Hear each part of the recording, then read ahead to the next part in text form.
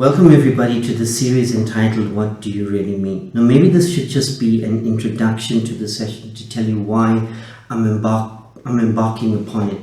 Now I believe that the world has changed to such an extent where people with a string of letters behind their name, well, such as me for example, are technically proficient, but most people that I have seen do not have the ability to engage on a reasonable level. So they talk over people's heads and it becomes full of technical jargon which nobody understands. So let me just give you an example. I once attended a strategy session, with all the business leaders and the business heads, and a 2-day strategy session where the CEO was extremely stern, let's put it that way, but people were afraid of him. So everybody's joking before the strategy session begins, and then as he enters the room you can see the amount of stress and tension. So the first business leader comes up and he presents his business, the PowerPoint slide, and explaining everything and going through the entire presentations.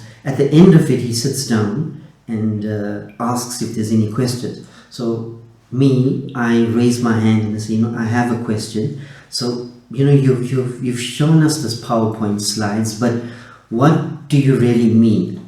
Now you can imagine, you could hear a pin drop, because all the business leaders are sitting in there, the CEO is sitting in there, and they're thinking, what? Didn't you hear what he just said for 45 minutes? He told you what he means, he told you what he's talking about. And then I was like, you could feel the tension, and then the CEO pipes up and he says, actually really, but what did you really mean? And then as we progressed, the entire meeting changed, and he had to explain in simple words what he meant, and simply what were the risks to his business, what was his business. And as well, each presenter that came up thereafter had to also explain very simply what did they really mean, and they kind of had to discard their PowerPoint presentations. But you found out that once we asked that question, many of the business leaders didn't really know what they meant. They didn't even really understand their own businesses. So there used to be a KISS principle which has gone out the window. But the thing is, since that strategy session, I got invited to many other strategy sessions of businesses I didn't even know.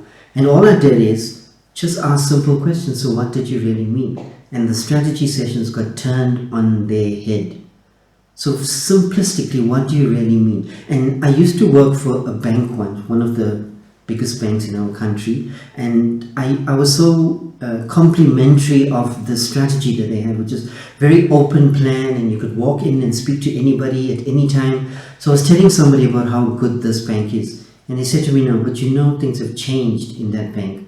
Now if you want to meet with the CEO, you need to do a 15-minute PowerPoint presentation and submit it to her. If she is not happy with the way you present it, if she doesn't understand, you will not get the meeting. So go back to the drawing board and explain it simplistically. And is that not the best approach to take? Should not other banks and other CEOs adopt the same approach? Because something, it comes down to what do you really mean. So this is why this series has been started.